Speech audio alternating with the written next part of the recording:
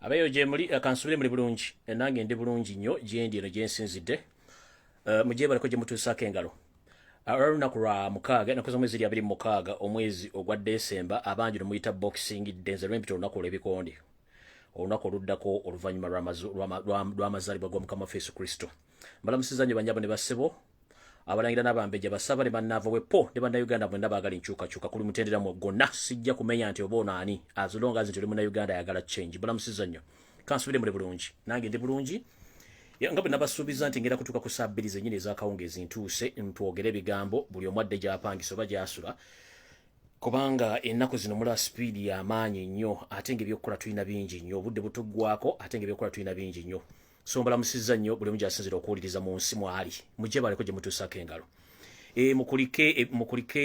mukulike Christmas mwebale giyita mu bulungi ate mwebale kuwoomerwa masala mwebale kuweereza kasimbi mwebale kulabira abantu bammwe leero nno nja kuyita mu bwangu ng'aloga mujjawe nga mbeebaza mwenna bannayuganda basobola okuba nti mwenna bannayuganda abagezaako okukola nti muba nti mufaayo okukola nti muteeka sente mu struggle n'okuba nti mufacilitatinga buli muntu yenaali ku ground so nno leero sigenda kugamba nti nabwe ngenda okutumira okuggyako okwebazaako okutonotono okwengenda mu maaso okusookera ddala njagala okwebaza abantu mwenna abasupportinga struggle wawuliwaidi mwebale nnyo mubalire ddala njagala okwebaza abaana bonna ba foot soldiers mu buli section yene ya Uganda mbebaza mwebale nnyo mubalire ddala njagala okwebaza media platforms zonna eziri ku social media ezikavaringa president ko ground nga mutambula ko campaign trail ya president sijja kumenya linnya naye bubanga omanyi nti kwoli olina kamera ekulikodinga newa information abantu ne balaba mwebale nnyo mubalire ddala zonna mwemanya amanya sigenda kumenya so mwenna ba brothers and sisters abatambudde okuva campaign rezatambula big up kyemukola kyamaanyi nnyo mwebale nnyo mubalire ddala njala okubaza private companies nazo zibeerako mwebale nnyo mubalire ddala njala kubaza bannayuganda mwenna abaana b'obuwala abakumye president okuva lwe batandika campaign nammwe nga kwe muli mutambula district ku district kyalo ku kyalo mwebale nnyo mubalire ddala njala okubaza president kennyini mukama Robert Kyagulanyi Ssentamu mukama akuwa obuvumo akuwe n'obuwangaazi asobola okugumya okuyisa n'okutangiza emisanvu gy'abalabe abageza okutuusako obulabe nti beera mugumu buli ekitandika kiba n'enkomerero n'enkomerero ya Museveni naye otutuuse okugirabako nga naye agenze tudde mu nsi yaffe ey'emirembe njala okubaza n'abantu b'otambula nabo bonna abakungu b'otambula nabo bamemba ba parliamenti bannabyabufuzi bonna mwebale nnyo mubalire ddala ekyensuso kijja genda eri muganda Onubian Lee oyo naye webale nnyo mubalire ddala gwe nansembyayo ye muvuzi oba gwe tuyita omuwulungusi w'akawulunguta mukama wange sikumanyi bannya sijja kugogera kubanga gwe sikumanyi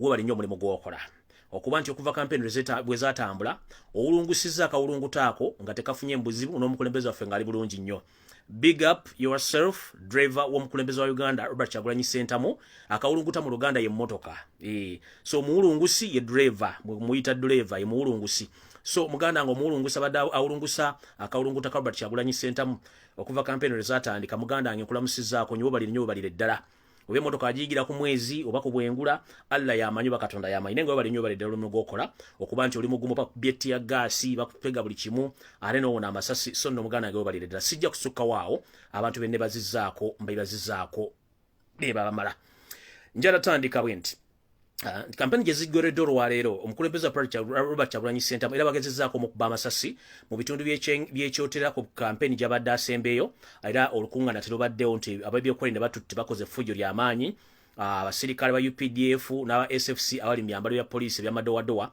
ebitali bya bulijjo bano no basiwuusa empisa ne bakuba abantu amasasi ne bakuba ttiya gaasi omukulembeze owa poliisi mu kitundu ky'ekyotera ayitibwa Mafundo Mutera in fact n'owulira erinnya Mafundo then webuuza endowooza y'omuntu ono ategeera atya if your name and your father nicknamed you Mafundo look for the definition of Mafundo then we'll get to know who the hell are you so onono wange DPC weekyotera gwe bayita Mafundo Mutera era neero musajja munyarwanda OC weekyotera yakubye emmotoka mukulembeza amasasi era wezijide ku mutimbagano kuno nga bakyali mu kugigezaako gitetenkanya bazzeeko omupiira basobole okweyongerayo era ndowooza olumaze okukola effujjo lino omwami ono Mafundo Mutera n'abinyika mu nsuwa n'abantu banne ne badduka okuba nti bali bamaze okukola effujjo ekigendera kyabe kino kyakutuusa mukulembeze buki bozibu naye ndooza balemeddwa so mukulu Mafundo Mutera OC weekyotera ndoze kyakutumya amanya kirwa kitegeera next time bwoba obuuza muzadde mubuuze waki yakutuma Mafundo kubanga ononye definition y'amafundo bajja kutegeera kye kitegeeza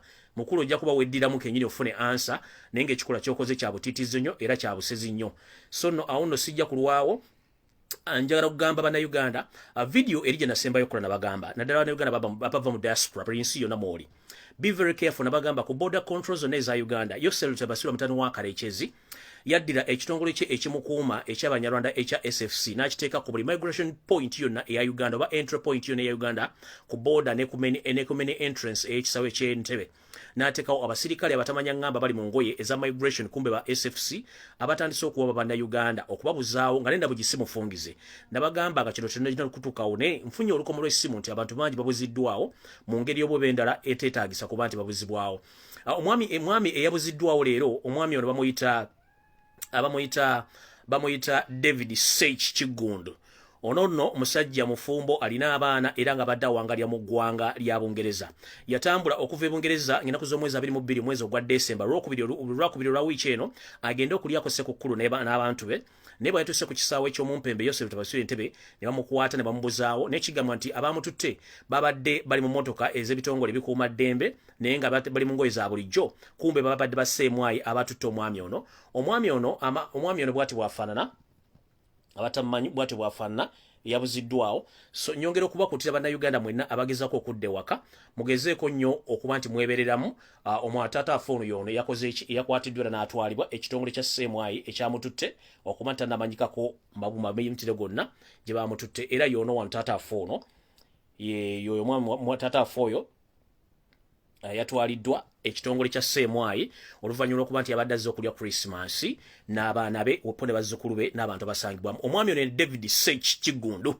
omusajja omuzadde alina abaana alina famire era nga ne community ey'abantu abawangali ebungereza bamanyi bulungi nnyo so yatambudde okuva mu Bungereza okudda mu Uganda nga nakoze omwezi 22 lwadde lwakubiri December nga azze okulya Christmas so no ekimukwatisa nga bwe nabaga nti bano abasajja tebaasoma omusango gumuvunaana baga nti mutujju abadde facilitatinga obutujju mu Uganda naye ndowooza bano abasajja nga bwe nabaga tebaasoma ekigambo kye bayita terrorist oba terrorism tebakimanyi tebamanyi definition yakyo buli muntu gwe bakwata bamuteekawo omusango gwa supporting terrorism simanyi ekigambo terrorist bakimanyi oba terrorism bakimanyi awo ne neewuunya nange okutegeera kwabwe kwamongooba so with immediate response twetaaga gavumenti ya Yoselute Basirwa mutwalani wa Kalekyezi okwatagana n'ebitongole ebyokwerinda mutandike okuleeta omwami ono ng'obudde bukyali kubanga mugenda kwekuulira akabazzi kugulu 1 ono munnayuganda awangalya mu ggwanga erya Bungereza kitegeeza mutuuze wa Bungereza ajjudde era takyaliko kubuuza ngenda kusaba famire y'omwami ono please with immediate effect mukwate details za muganda amuba tata amwe mugende mutwale passport copies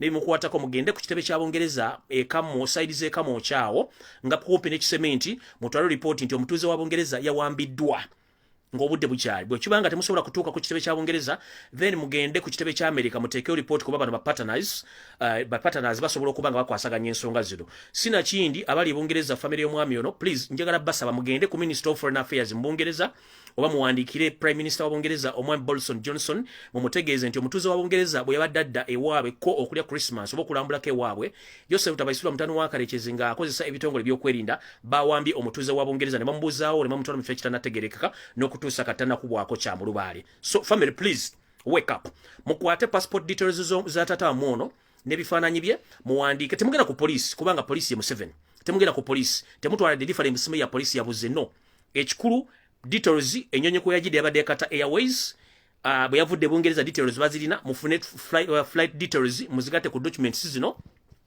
yo Bungereza ejja genda ku kisaawe Entebbe ebabuuze nti omutuuze waffe eyayingidde ku lunaku bwewuti nga jidde ku nyonyi bwegiti yayingidde mu Uganda yabulidde luddawa so bano abajja basaba kamera footage ezo ziri ku kisaawe okulaga omwami ono weyayingiridde weyafulumidde so temwenu mu lulumi bwemba temusobola kutuuka kamocha ku British Embassy then mugende ku American Embassy if not so mugende mu office ya Prime Minister oba ku Minister of Foreign Affairs ya Bungereza mu ggwanga erya Bungereza muteeke complete with immediate effect omwami ono government ya Yoselute Basirwa mutwalani wa Kalekyezi ejja mu producinga ng'obudde bukyali awo nno sigenda kulwawo njala tandika bwenti njagala tani munansonyi olunaku lwajjo kansooke mbeetondere saasobodde kujja olw'ensonga nti omukulembeze yabadde ayinayo akakonsati ke yabadde atuweereza n'okulya ku nyama choma nesobola kwagala ate kuyingira mu bigere bye kumutawaanya nakumwe kubajja kumulamu olw'ensonga nti mwadde muli mu kuwoomera omuziki wepo n'ennyama vidiyo tennaba nkyali n'ekigula tugisine kimala kati njala bagamba bwenti sharing a video tutandike information jemba olwala temune mugera gisanga walala yabadde yajjo nyongeddeko ne yalero njala tandika bwenti njala muntagingire omumpembe Judge Simon Byabakama on Chairman Water Commission with immediate effect. No omwogezi wo ayogera ebigambo ebikawufu ng'omususa gy'obeera nti yasoose okukola mu ofiisi eyo. Nze nga mandi bwe sinywa guteeka njagala nnyo ebyonoonese omwami ono njagala olwali musomesa essomo alitegeere. Kubanga bano abasajja in fact n'omuntu ataasoma asinga abakulembeze abali mu ofiisi eza Uganda nga ne Yoseriti Bahabulwa Lutabayisirwa the son of late Kareches whom he killed himself nabo endowooza yaabwe ya munguuba. It is very simple and easy to predict the next move or the next step of Museveni gyagenda okuzzaako mu kintu kyonna kyagenda okukola. So we predicted this. Na predictinga okususpendinga campaign ne predictinga okujjawo elections soon or later bagenda kukola ekintu kino mukirindeko bulungi. Nakipredictinga nakyogera mu mwezi ogwedde ne bagamba bali bagenda kujjawo campaigns sina kindi to suspend elections soon bagenda kireeta naye kale nte baguddeko mu ggabo lyange olwaleero. Kati njagala muntagingire Simon Byabakama mutegeeze ebigambo bino wammanga. Amalofuna wano. Mukulu Simon Byabakama njagala ojjukire nti tulina constitution ya Uganda newankubadde mugiyisaamu olugaayo. Constitution amateeka gawandiikibwa mugalambika bulungi nnyo. Kampeni bwe zirina okukubibwa nabane balina okuba campaign. Era amateeka galambika bulungi nnyo nti kampeni bwe ziba ziteereddwa zirina okuggwa bunnambiro nga nena bugisimufungize. Kati gwe mukulu oluvuddeyo nga mukamawo Yosef Tabasiro mutanu wa Karekize mutabani we eyakuwujja empi ne galubindi otukira okujja mu galubindi ezokya holding obuzebuze bana Uganda nti tolaba nga atolaba. Bakuwadde ebiragiro ebikakali nze wiiki nga bbiri babagala bagamba nti goba kuba empi era bakuteekera mu State House ng'olina okukola ekintu kino wammanga era olwaliro kikoze finally. Ne kati njala kusomesaamu katono nnyo. Mukulu tukimanyi tulunye olwaliro suspendings okuba campaign mu district zino ze boogedde oba ze sijja kuddamu kubanga ensi zitegedde. Nezo zasobozi badiramu. Ogambye nti Wakiso, Mukono, Jinja, Kampala, Acholi, Guru, Soroti, Buganda, Busoga ne Kasese tezigenda kuddamu kubeera mu campaign. Si bw'ogambye? Yes, it's loud and clear. Thank you very much, Mr. Simon Byabakama, for exposing your stupidity. You were judged, but who is not informed about the constitution laws. As we speak right now, the constitution states that if there is any kind of emergency in the state, we call off the campaigns by immediate effect. We implement the state of emergency. Which state of emergency? The constitution says that all powers belong to the Rebecca Kadaga, the current Speaker of the Parliament. Do you copy? So, therefore, if you suspend the campaigns in some district in Kampala, that means automatically you've suspended the elections. Do you copy, sir? The suspension of campaigns in the foreign districts, it automatically means that you've suspended elections or campaigns due to the pandemic, which you claim that the pandemic has claimed lives of Ugandans, which is a lie. Mr. Byabakama Simon, please go and read the constitution properly. Stop fooling Ugandans. We know it clearly that you are supporting your president or your boss, Yosef Tabasura, the son of Kareches, who appointed you. But please go back in the constitution and read it again. Whereby, katika nkudem, it is very clear. Chimanyiddwa bulungi nnyo kati kirimu wadde okubuusabuusa nti mukama Yosef Tabasura agamba okukola ebigambo bino. Olw'ensonga akimanyi yonna gy'abadde tafunye bawagizi. Okimanyi bulungi campaign district ze musomye mu kwekalakasa bakolera Kyagulanyi Sentamu Yosef Tabasura tabali mu Kareches yalagira shoot and kill bannayuganda abawera 285 battibwa. Era n'ebiramu gyabwe ne gibuzibwawo egyamanyibwako gye mwate kamoli gyali 5 bwe tubanga abantu 285 battibwa n'otavaayo kondemiga kikulu ekyo gwe n'ova nti osuspendize campaign mu bitundu bino Wakiso, Mukono, Jinja, Kampala, Acholi, Gulu and Buganda region and Busoga. That means weya manda mu mbugo. Tukimanyi nti district, let me mention this clearly. Tukimanyi nti Simon Byabakama, the trick was like the previous elections that Honorable Chigundu was told not to announce the results of Kampala, Ntebe, Wakiso, and Mukono. Era presidential results tezalangirwa. Kubanga Museveni, he knew that the moment you announcing Ntebe, Kampala, Wakiso, ne Mukono, Museveni ajja kuba luziza akalu tebazirangira. The same trick Museveni akimanyi nti bwe batta abantu babatta mu Ntebe, Kampala, Wakiso. the district mubatiramu abantu abo. So he expect tagenda funa kalunga ne jinja kulibatta abantu. Achimanyi tagenda funa mbantu ba supporter kugenda mu campaign ze.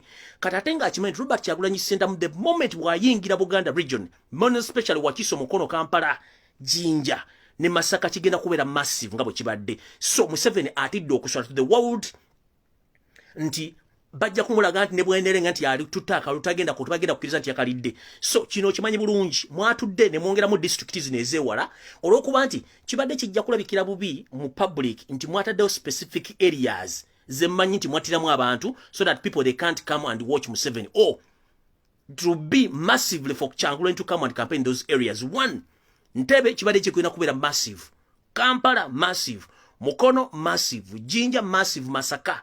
Kati mwechemukozi just to supplement on other district. Which district? Already told Kyagulanyi Ssentamu. Ne mukama Yosef Tabasira mutano bamba na dozi kuba mu campaign. Lwaki ozinclude nze kuno. Eche tuita just mu supplement nzeko okwongera mu supu mu kintu kyammwe. But the main target was Jinja, Kampala, Mukono, Wakiso. Kubanga ye next target jabaddeko Museveni. Ne Masaka Museveni yagenze bamwembala singa. To the fullest, Museveni yagenze empiji ne bamwembala singa to the fullest. Abadde agenda kujja Kampala teri abadde agenda kujja campaign troll ye ne bwe yandikoseza sente meka. So it was a big mistake you to come out to come out to the public no government to suspend the campaign. Kati Omukulu sami Byabakama kansuke kusomesemu akantu kano. So if you say that you've suspended campaigns in these districts, that means automatically you say that due to the pandemic and the spread of Senyiga 19 Omukambwe. But we've just remaining with the 2.5 weeks on the voting date.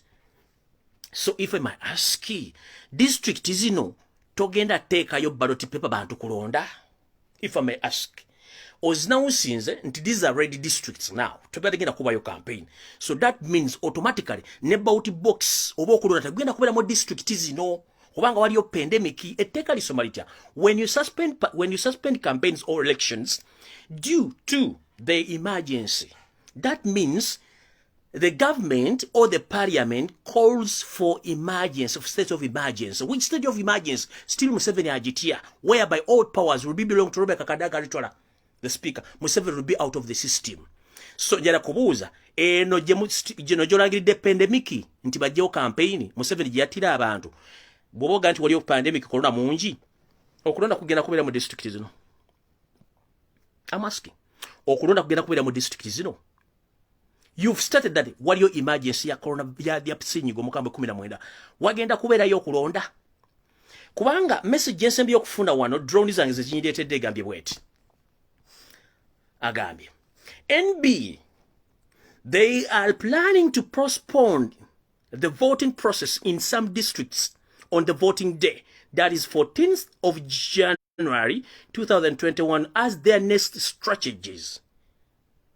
Their NUP has over 2 weekends winning votes. Wanibagamba nti Simon Byabakama mutabani mukama we Yosef Tabasira mutano wa Kalechezi ne mutabani wo mumpembe kiwowongole Muhoozi Kanyerugaba mugambi wano mu NB nti wagenda na kubeerawo okwongezayo okulonda mu bitundu bino wammanga oba mu bitundu byemwogeddeko oba bitundu byemanyi Kyagulanyi obuwagizi obw'amaanyi nga campaign oba nga strategy yammwe okulemesa NUP okufuna obumala sina kindi mugenda kukozesa ka strategy ke mwakozesa nti ebitundu ebiranye Kampala muno mwe muli Ntebe, Mukono, Wakiso, even ne Masaka obutateekayo birondesebwa mu budde mujja bileta wakati wa 7 ku 7.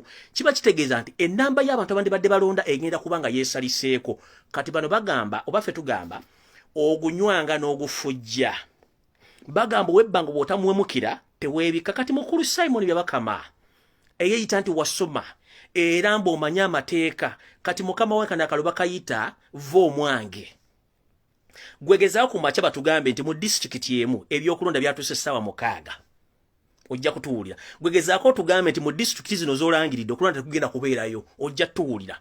Ekyo nga nkimaze saagala kiriwaako kasitanze mazo kibagamba waliwo akalala. Video tenaba kino kyali kigula luggi.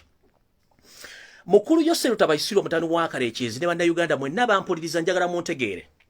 bana abasajja balina mission mu ntandikwa ey'okwongeza ku nnamba y'abagenda okwesimba ngo batadde mu ssente era jjukira bagamba nti waliwo abagenda otandika okuvuga ekigambo kya covid-19 then bamale baveemu njagala munteera amaaso ku bantu aba babiri caught this munteera amaaso ku Henry Tumukunde the brother-in-law of Yosef Tabaiswa mutanu wa Karekezi ne munnamagye Henry Tumukunde mbateekeko amaaso abiri within the 2 coming weeks before election there is a swap deal and that swap deal is going to be bloody. That program ngenda presenting enche misana between sawa mokaga ku musanvu encha tomorrow ngenda kubera ne programs biri egenda okubera security alert negenda okubeera eyebimuli mbulange kati mbagambye muteeka amaaso ku Henry Tumukunde ne John Mugisha Muntu. There is a plan, a swap deal between the state and these two candidates. Please watch out. Ebigambo byabwete mbibagamba so muwachinga abantu bano steps zaabwe ne meetings zaabwe zibakubwa ekiro. Kubanga these people bava mu campaign, they are not there to be seen. They are planning something big. Nefe tubalaba buli kimu tujja balaba kubanga nze drone zange zitambula buli kampu ate zifuna information.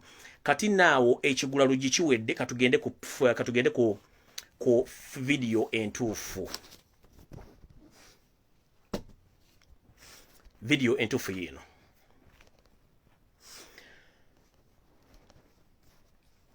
Museveni ne muhozi mutabani we Kanyirugaba bapulaninga okutandika okuteeka obutujju mu bitundu ebimu ebya Uganda okusinziira ku bo bakyagala. Ebitundu bino bagenda biteeka mu bomu okusinziira bokozi okozinga chaos muno omuli amachachi amabaala obutale n'ebintu byonna ebisangibwamu abantu abangi. Mu kino baagala kutiisa abantu n'okuba nti basobola okuteeka wakaseera kakazigizigi okujja bana Uganda ku mudigido gwabwe ogw'okwagala okulonda akalulu bawe Kyagulanyi Ssentamu obuyinza obugenda maaso. Mukitegedde bulungi. Guno nno omulimu gugenda kubanga gukolebwa omwami omumpembe Muhoozi Kanyirugaba, Salim Saleh, Muhoozi David eyeyita Dumira Amaje, mulimu Kale Kayihura, mulimu ne bamafia ba Kale Kayihura, mulimu Semwai Iso, ate nga amaze okuteekawo bomu zino ziplanting okutta abantu bagenda kukola ekintu kye kimu kye bakola bwe baatega bomu erugogo ekabalagala wapone ebitundu ebirala kubanga bo bennyini we bali mu kitundu ekyo kuba nti bagenda kwefuula nga bagenda okurescuinga nenga ate in fact be bateze bomu zino okuba nti bagenda kutta abantu okuteeka public mu panic okuba nti bakola ebintu bino. Omuntu yenna abadde tagoberera politics mu Uganda, omuntu yenna abadde tamanyi bukodde bwa Museveni, oli waddembe okuwakana kyenjogera. Abamanyi politics abaludde ne Museveni nga bamumanyi. Museveni asobola okusalako omutwe gwa mukazi we singa abayagala kusigala mu State House. Museveni asobola okusalako omutwe gwa Muhoozi singa ayagala kusigala mu buyinza. Museveni asobola okukola ekintu kyonna ekyesittaza okusigala mu buyinza. Kati okutega bomu agusima wulire kubanga ali abikozeeko dda. Ngenze maaso. Kati wano Museveni ffe twagamba mugenda kubba ne ffe tugenda bakwatire wantu wamu. Ntandise bwenti. Omukyala gwe bayita Ruth Nankabirwa ono mukyala wa Museveni wa namba 3 ono namwinamu abaana abenkana ababiri plus. Mukyala Ruth Nankabirwa yefudde bereje mu nsonga z'okulaba nti alemezaako bbawe mu buyinza. Ono nno bamuyita Nampala wa parliamenti naddala ku ludda olw'aba NRM. Omukyala ono yenyigidde mu buvuyo bw'okutta abantu okubuzaawo abantu era ne gavumenti bw'eneeba ekyusa ye muntu nganze personal gwe ngenda okunoonya nganze. Kino kiddamu ne wadde task y'okunoonya Ruth Nankabirwa olina we naamusanga alina questions ne answers z'okuddamu. Omukyalo ne information girafunye olunaku lw'ejjo mu maka ge agasangibwa alinda konsooka endabe wano mu maka ge agasangibwa ebeebajja. Omukyalo Ruth Nankabirwa alina obululu obutudde mu nnyumba ye naddala mu galaji nga buwera akakadde kalamba ok'obululu. Nkiddamu Ruth Nankabirwa nkimanyi ondaba. Bawo Yosef Tabaiswa mutanu wa Karekezi mmanya ndaba. Muhoozi Kanyirugaba mmanyi ndaba, Salimu Salo ndaba, Mugisha Muntu ndaba, Tumukunde ndaba, aba SFC ne Iso ndaba mummanyi bulungi nnyo. Police amagye prison buli mumanya ndaba. This information is crucial ate mukimanye. Ruth Nankabirwa mu galaji yo mu makago ebwebajja oyinayo miliyoni y'obululu namba gyotesetese okuba nti ogenda gisapurayinga mutandiko gikulyamu obufere bwamwe ne tugenda bakwata mu kaseera katono nnyo mpawe kaaga nga nenda bugise mufungize. Kino no mugenda kikola okutambuza obululu buno era diiro no mugenda kukolebwa nga Christmas yakagwa. Christmas yawedde tuli mu nnaku lwa bikondo kyetuyita Boxing Day. Naye nga abagezaako okukola omudigido guno ogw'okutambuza obulukano akalulu aka miliyoni y'akalulu kano ogisapurayinga muli abantu bano wammanga. Era meeting abagibaddemu bali wano. Mulimu omwami Kiwanda Suubi, mulimu omwami mulimu omukyala Nabakoba Judith oyo mummanyi, mulimu omukyala Rosemary Namayanja oyo weeruweero mummanyi, mulimu Haruna Kasolo mummanyi, mulimu Mike Mukula ono mukwasi w'abakazi Lepist, mulimu Ameria Kyambadde ono mukyala wa Museveni namba 3 amwinamu n'abaana basatu nkiddamu. Ameria Kyambadde mukyala wa Museveni namba 3 amwinamu n'abaana basatu nkiddamu nkyogedde sikiddamu. Mulimu omwami Samu Engora yomu kubali mu programu eno, mulimu Betty Anywa mama Mabira, mulimu Rebecca alitwala Kadaaga ono bagenda mukozesa bitundu byeruwero byebusoga, mulimu Jeno Kahindo Otafire, mulimu Lukuntana, mulimu Mathias Kashaija, mulimu Jimu Hwezi, mulimu Kaguta Sodo. Kati abatamanyi Kaguta Sodo ye muwala ye Kaguta Sodo ono bagamba nti muganda wa Yoseri Tobaisiro mutano wa Karekezi mutowe, but Kaguta Sodo ndowooza si muganda wa Museveni biological, no, alimu ebibuuzo bingi kubanga Kaguta Sodo tunoonyereza byafaayo bye ne Museveni tebina ebikwatagana lwakuba nti bagandi mutabani muganda bwe, naye nja kufinding out kubanga wagamba Kaguta ate Kaguta si yazala Museveni. Nja kufinding out between those two. Bayinza okuba bagatta mama ntebagatta taata kuba Museveni kitawe si ye Kaguta, kitawe ye Karekezi Kayibanda, ate ono Kaguta yazala abaana abalala bano buli ba Toyota. So bwabanga muganda Toyota ono era ate kuba muganda wa Museveni naye nga su taata mu maama banjawulo. So Museveni apulaninga bwati era ekirooto kyabwe kikino. Museveni apulaninga nti baagala kuleeta oba okupulaninga okuleeta ono Sodo Kaguta ayitewo mu kifo waali bamuleetenga speaker wa parliament. Mumpulirize bulungi, Museveni okupushinga muganda we ajje tebakyesiga Rebecca alitwala Kadaaga, baagala kuteekawo muganda wa Museveni gwe bayita Sodo Kasitafu ka MP, automatically bagenda kukozesa seti empya n'enkadde okuleeta Sodo Kaguta nga speaker wa Uganda. Kiba kitegeeza buli kimu kye baagala bagenda kiyisa nga bwe baagala. Ekyo ndo sigenda kirwako ekya Sodo nakyo bategeezezza bane bagenda otambuza obululu. Kati bano bamaze otegesa ekiseeso kino baga bagenda kukola batya obululu buno bagenda butambuza batya, bane bagenda obutambuza. Yoseri Tabaisiro mutano wa Karekezi ng'akolagana Ruth Nankabwe nabo benjogedde. Kati jjukira baga balina miliyoni 5 obululu buno batandise obugabana. Kati on Ruth Nankabwe n'ekibinja kye bafunyeko miliyoni 1 babujja waggulu ku Summit View ku Officers Mess ene wali kiwadde tocha chamber ya Muhoozi Kanyerugaba gyasaddakira abantu. Kati mu bano bagenda kukozesa abayimbi ba NRM okutambuza obululu buno okubutwala mu kitundu ekisinga kyonna ekya Uganda, most especially the most targeted man agenda okukola omulimu guno ne bayimbi banne mwemuli Moses Sali amanyiddwa nga bye cool. Ono ye muyimbi gwe bagenda okukozesa ne bayimbi banne okutambuza obululu buno nga butwala ku grassroot okutandika obusupplyinga nga bakozesa ba LC1 ne ba Paris Chiefs okuba nga bagenda butambuza. Kati wano wali okulya n'okukomba essowaani. Mukulu muganda wange Moses Sali munnayuganda munnange era tuludde ayina abaana abakulu abategeera. Bwe kigambo kye Total Revolution bwe kiba kizze mu nsi tokisaagiramu nti ne muganda wakutemako omutwe. Bwe kigambo revolution bwe kiba kizze kiba kitegeeza n'omwana wasobola okwesaddakira gwe kennyini okufuna liberty eri bannayuganda abalala. Njala kutegeeza with immediate effect ne bayimbi bannammwe don't dare okuzanyira ku bulamu bw'abannayuganda. Nkiddamu mwenna bannayuganda abali mu Uganda w'osanga omuyimbi during elections time omuyimbi nga mmanyi nti yayimbe mutubonga naawe mumanyi abaddala ne Museveni ensimbi mukimanye be bane bagenda tambuza obululu bw'okubba. Mukimanyi bulungi bane babade bagenda bebatambuza obululu bw'okubba bagenda otambuza okubutwala wone bagenda obutwala. So osanga omuyimbi wonna oba omusanze ludda nga tali mu kulonda nga ne wali tatekeddwa kubeerawo, please do the needful. Oyo mubbi wa bululu bali mu the same track ey'okubba obululu bwa Robert Kyagulanyi Ssentamu n'obululu bwa Nuupu. Nkiddamu bagenda kukozesa bayimbi. So please mutubuulire wosanga omuyimbi wonna during elections time oba before elections ku nnaku 2 nga kulonda wembasanga mu kitundu wonna oba bali mu hoteli oba bali mu restaurant nga batudde mbifo batalina kubeera mumanye nti ye mission gye balimu naye nga omuntu target omutuufu gwe bagenda okukozesa okutandika okukwambira okukubba obululu buno n'okubutambuza ye mutabani wa Bidandi Sala gwe tuyita bye full ngenze mu maaso.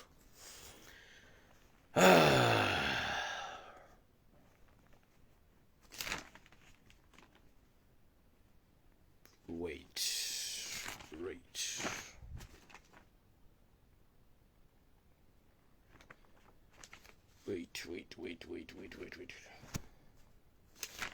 A minute, please.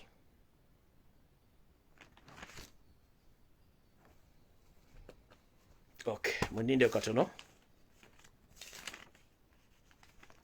Muninde katono.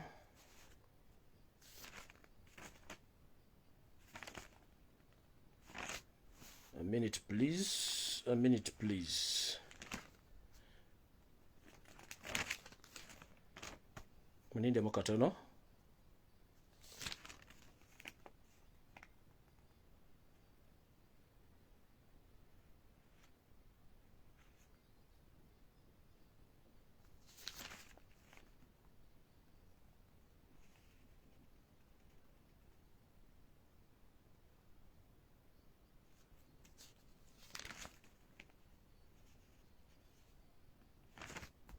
Muninde mukatono. Katono nnyo.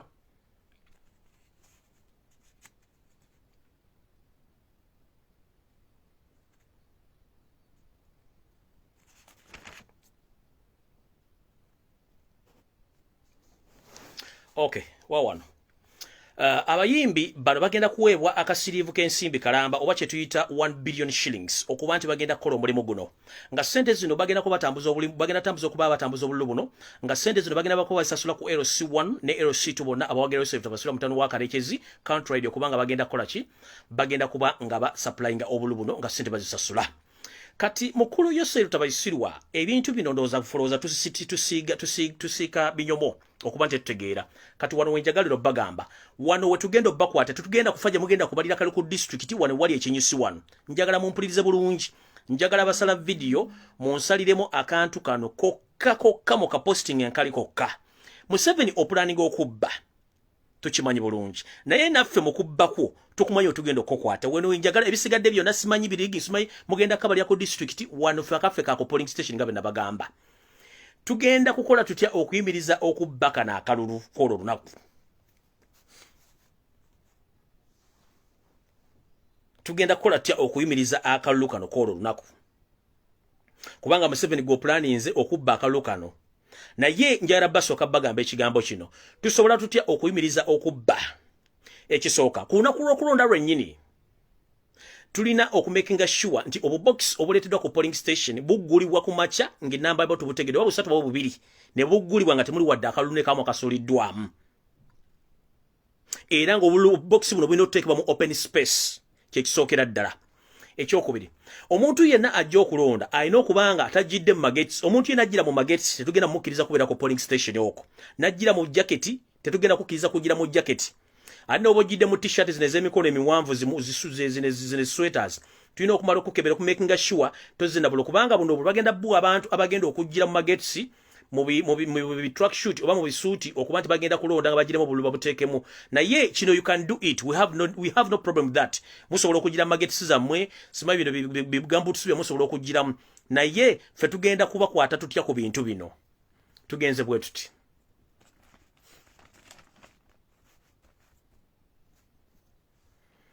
tugenda kukola bwe tuti ekisooka tulina kye tuyita DRC form the declaration Chetuta DRC form na mukimanyi. DRC forms zino ze tulina okwesibako ennyo mu ntandikwa y'akalulu ne mu nfundikira yaako kitya. DRC forms zino ne bwe tumala okubala ku polling station bano batwala DRC forms ku district fete tulina na buzibu tulina okukola tutya. DRC forms zino zibeera za mirundi esatu zitya ngera zibanyula DRC forms zibeera za mirundi esatu zibaleeteramu. DRC form esooka mulina okumakinga sure nti DRC form ezizze zirina ebintu bino wammanga ekisooka DRC form esooka erina okubeerako obululu obuzze ku polling station enamba yaabwo ne mugikkiriziganyako mwena nti ba ku polling station eno kutugenda okulondera DRC form esoose eriko obululu 5,000 mwena ne muzikanyako ne mbubala obululu 5,000 ne muzisayininga DRC form ejiddeko obululu 5,000 iyo DRC form esooka nkiddamu DRC form esooka zibeera DRC form 3 DRC form esooka tulina okumakinga sure nti DRC form esoose egamba obululu obuleeteddwa buwera 5,000 era nga abantu abali ku polling station eyo ne mugikanyako mwenna nti obululu 5,000 ne mugisayininga DRC form eyokubiri erina okumakinga sure nti erina okumakinga sure nti abalonzi abali mu register exactly be balonzi abali ku DRC form eyokubiri ekyo nakino mukikkaanyaako esoose ebadde aba ballot papers baba balese nti polling station nti ye bagireseeko obululu 15,000 fena tubukkaanyaako nti obululu 15,000 ne tugisayininga DRC form eyokubiri tunogikkaanyaako nti abalonzi abali mu register zino zibalese bali strictly 15,000 ng'obululu bule bubadde busoma DRC form esoose erina okubala 15,000 ze ziriwo DRC form eyokubiri erina okubalaga nti mu voting register zino abantu abali ku polling station bali 15,000 nakino mukikkaanyaako eyo DRC form eyokubiri kati DRC form esembayo eriko akafandali ng'ejja ly'obukadde eyokusatu esembayo gerwa mumaze okulonda bulungi nnyo batandise okubala obululu bwabala obululu mwamaze obubala ne mugamba nti yes tukkiriziganyiza obululu bubale ne mubala ne bakugamba Robert Kyagulanyi Sentamu afunye obululu 10,000 afunye obululu katuga Robert Kyagulanyi afunye obululu 3,000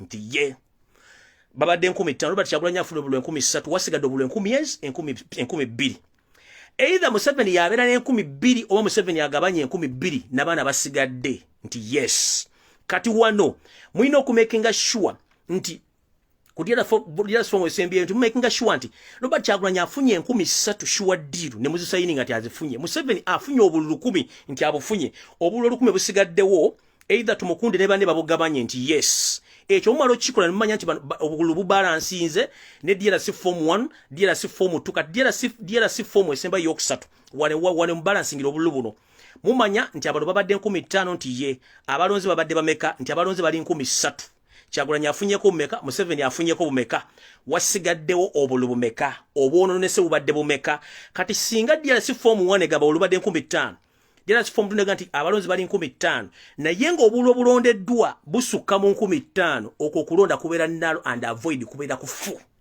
tetwetaga genda ku district there is no need to go to district ogobera DRC form ne results no wano wekigwera Museveni wano togenda kusukkawo buli bloga yenna buli apostinga mukontinga akantu kano mukasalemu tetwetaga genda ku district kulekana n'aba district returning officer wano wennyini ku polling station wetumalira ekintu kino mumpulidde bulungi mumpulirize wano ku polling station tetwetaga genda ku district wano tetwetaga mbwata simanyi bebe kulu yaze n'obululu mukanana n'abuyo mu boxi oba simanyi kasale kusasi yaze n'obululu n'abuyo mu boxi oba ono mafundo aze n'obululu n'abuteka mu boxi no that is none of our business they can cheat but the end of the day cheat yaabwe egenda komano ku polling station kasita tutuka mu box nga twasaninza obululu 15,000 bwe buli ku polling station eyo ne tukkiriza abalonzi bali 15,000 strictly ndiye ne tugenda mu kulonda obululu buno ntuma nti Kyagulanyi awangudde n'obululu bumeka bwe buti Museveni afunye buti n'abasigala bafunye buti nti ye kasita obululu busukka mu 15,000 nga bugenza mu 15,000 mu 2 oba mu 10 oba bususseemu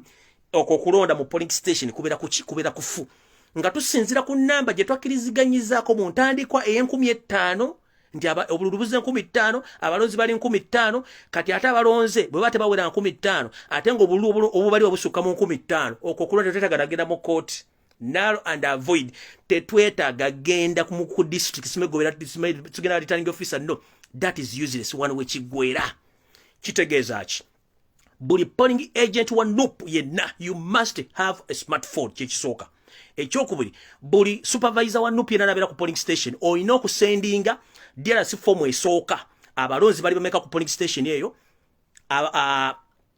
ballot paper balese meka results zezisembayo then yozisindike gye zirina okulaga ekisooka kikole ki awe bino tebyetaaga mbu simanyi science bebe kunde bonojja n'obululu 10,000 kasani kusasi n'obulojja n'obululu 1,000 wano kino ngenda kikubanga buli lunaku buli video gye nkola wano wekigwera the moment tusobola okumanya obululu obuze abalonzi abali mu kitundu ekyo bulumeko obululu kasita busukka mu bululu obulondeddwa nga busukka mu bululu obwaleeteddwa okwo kulonda kuba kufu mukitegedde okulonda kubeera kufu awo nno tetugenda kulwawo tugenda ku kirala kati ngenze ku kirala yosero tabasiro mutamu wa Karekyezi wamaze okukola 7 otegera tolina kalulu okitegeera bw'omala okumanya tolina kalulu wa planinze ekintu kyogenda okukola ekirala wetwogerera ku lunaku lwa Mande zigenda kubeera ennaku z'omwezi 28 omwezi ogw'12 mwaka 2020 ku Mande eya wiiki eno olunaku olusukka olw'enkya ogenda kuyingiza abasirikale abawera omutwalo ogumu ng'obajja Angola kubanga mwazo kola deal n'omukulembeze wa Angola ate yomu kubadde bakuwa sente n'omukulembeze wa South Africa aliko badde bakufunding these days nchiddamu yose uti bahabulwa utabayisirwa ofuna sente okuva omukulembeze wa South Africa aliko ezikufandika campaign wepo n'omukulembeze wa Angola aliko bakufundinga sente era omukulembeze wa Angola mwakoze deal akusindikire amaje omutwalo gumu agatuka ngena kuzo omwezi 28 omwezi ogwo 12 mwaka 2020 gana amaje gagenda kuyingira mu budde bwa kiro mugasasanye main assembling yabo yagenda okubeera obagenda ku assembling egenda kubeera bombo barracks bagenda okuba dispatching ebitundu ebirala bya Uganda during the election day mission Eliotya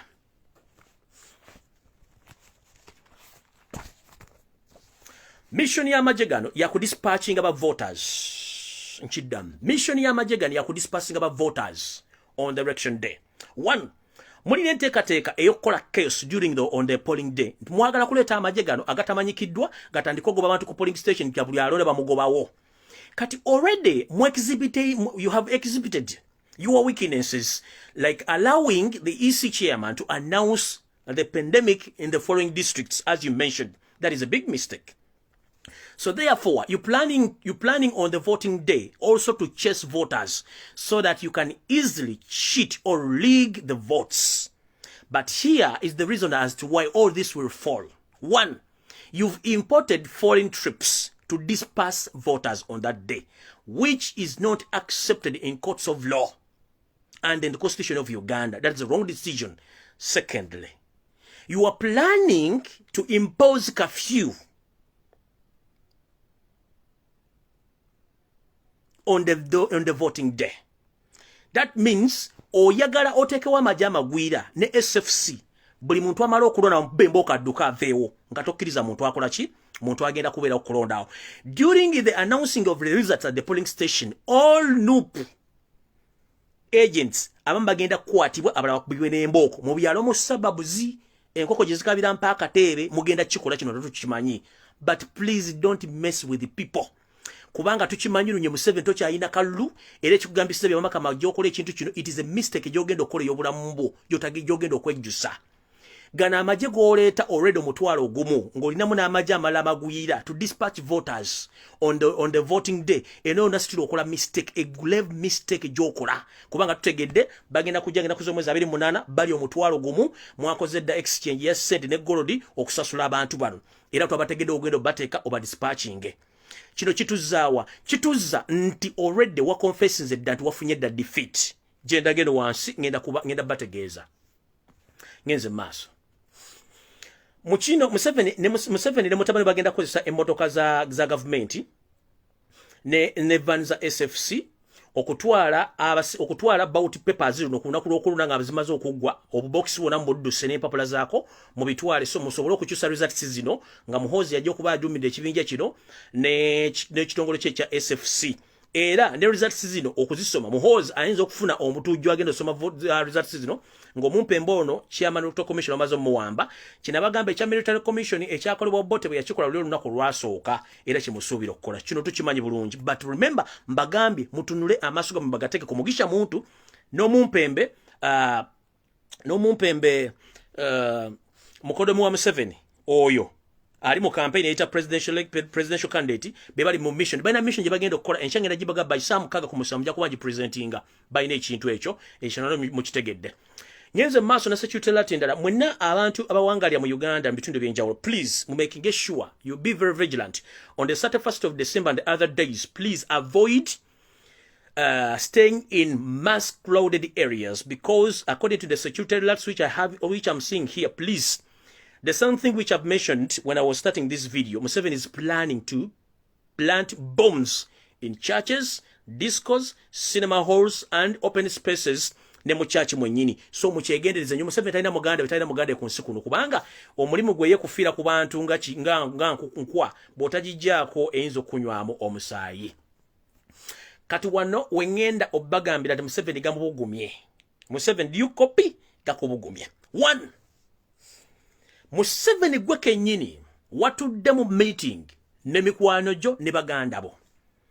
You confessed yourself that the fact is if we don't fight tetulina we tugenda kujja kalulu and we can't even get 20% and you know it clearly You mentioned it in that meeting. Wagambye, if we don't fight and we use force, kanaka tusobola kufuna the 20%, which is correct. Mu meeting mwabadde.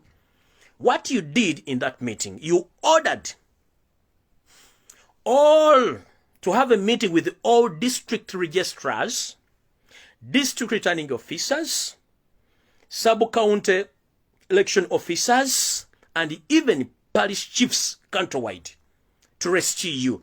And each and every district registrar, sub-county registrar, parish chiefs, buli omu ogenda muwa milioni 10 to rescue you to change the results ezigenda okuva mu kalulu akagenda okuddako. Nchiddamu Yoseri tiba haburwa rutabaisirwa the son of courageous. You confessed in the meeting that it's true that you can't win these elections. Even to get 20% is going to be a miracle. You confessed and you accepted you are defeated through elections. That's why you've imported 10,000 Angolan troops, which are due to arrive in Uganda on 28th. That is Monday, to help you to make chaos so that you can rig as you wish. But right now, as I speak, you confessed, and even you can't get 20% in these elections.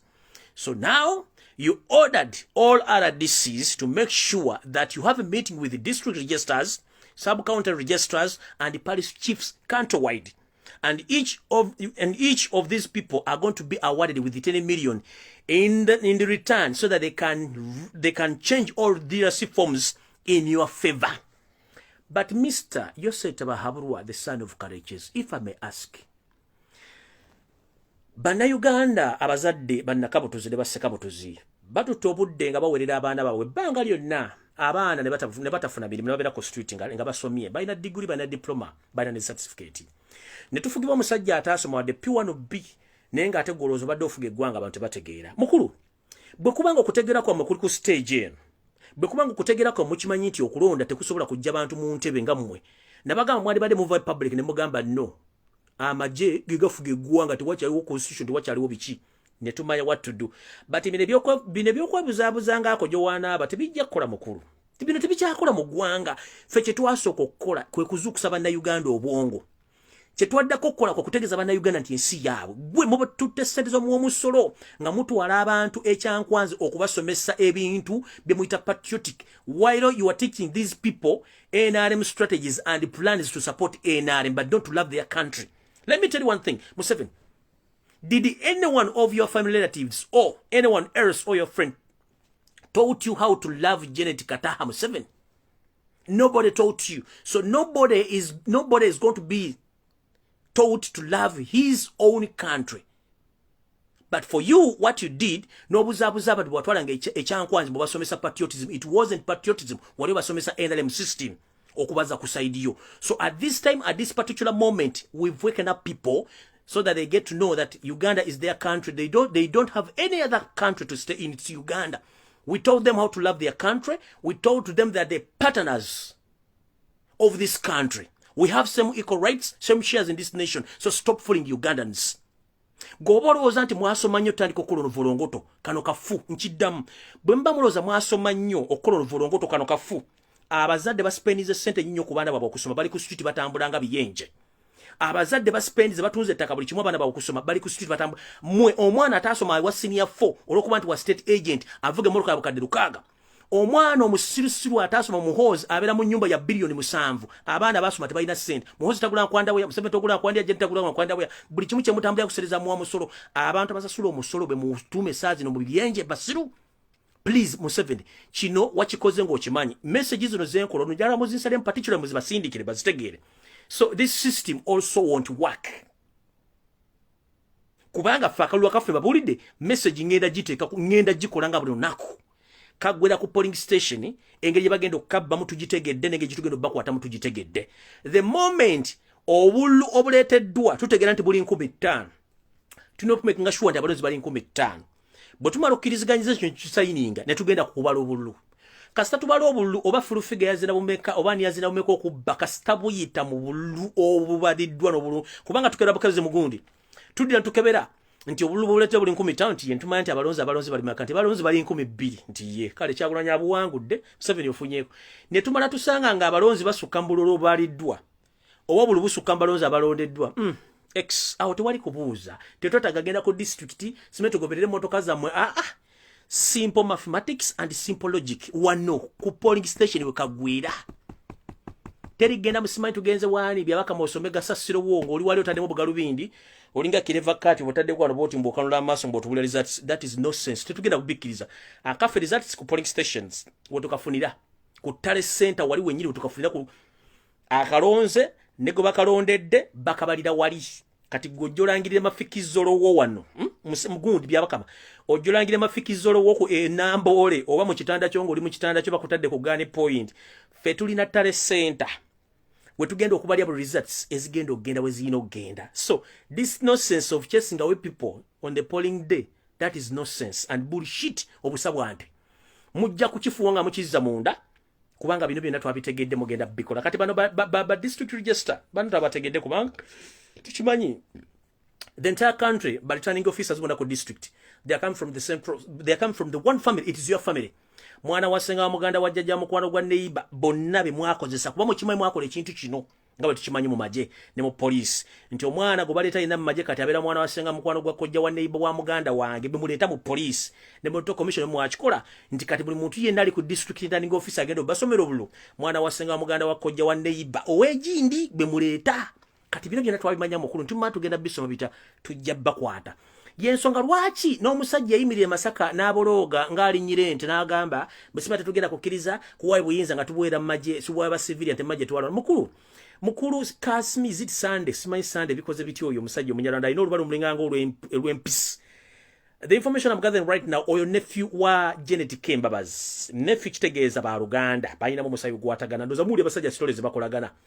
nephew yawa order mutetugenda kukiza kuwaye buyinza mujjukira musajja eyali ekasijjagirwa akulira majegesa kasijjagira Balax yagamba nti tetugenda kuwaye buyinza mu bantu ba civilian kuba temaje twaita who sent you in the bush in the first place who sent you in the bush in the first place Uganda ine myaka 5 plus jetugambo ya independence tewaberanga obuyinza bwali bukyuse mirembe that is not independence so Mukulu Kasande the army commander of Kasijjagirwa mbadde nkola research n'enkizula nti oli nephew wa Janet Kembabaz tekyakwogeza ebigambo kubanga you are protecting your properties have you been saying and you have been telling the all police officers and serving army commanders that you and other comrades who pretend to be Ugandans, you are refugees who sneaked into Uganda through different borders.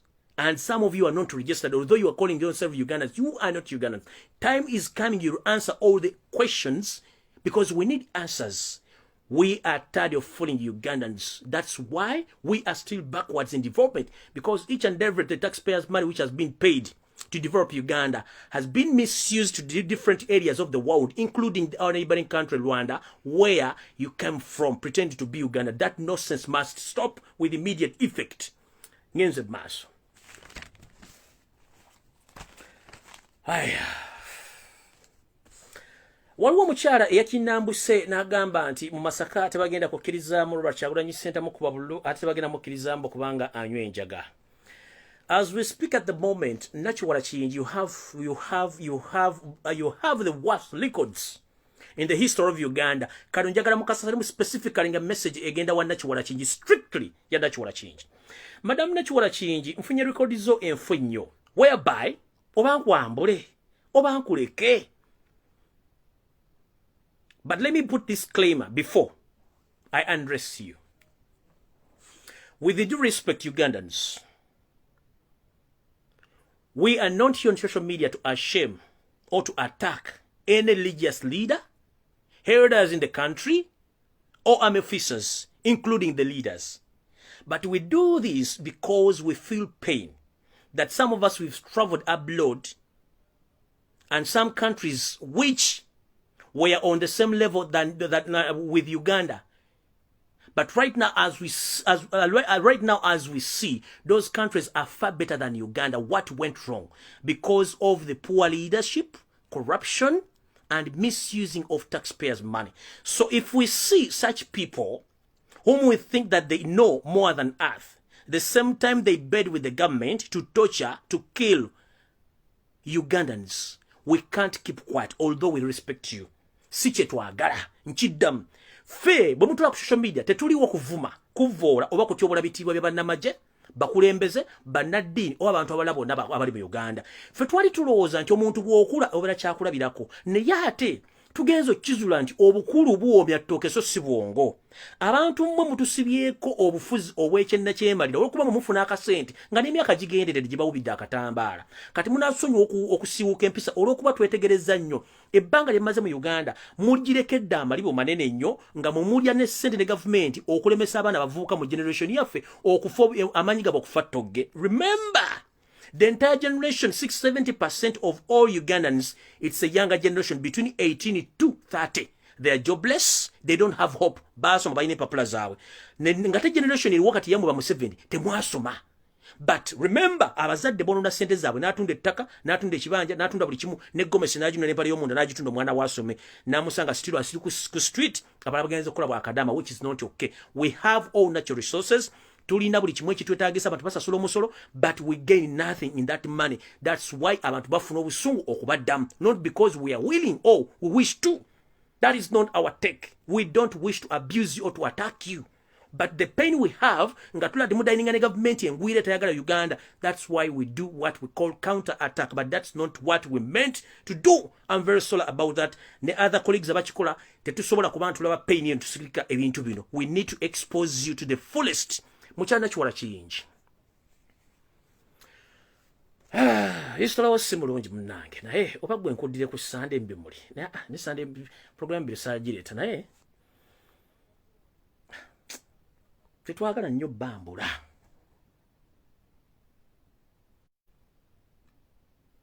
That is not our mission. Tetwagala nnyo kwambula bantu bano. Kubanga we respect you, but if you don't respect yourself, nobody is going to respect you. That is the fact.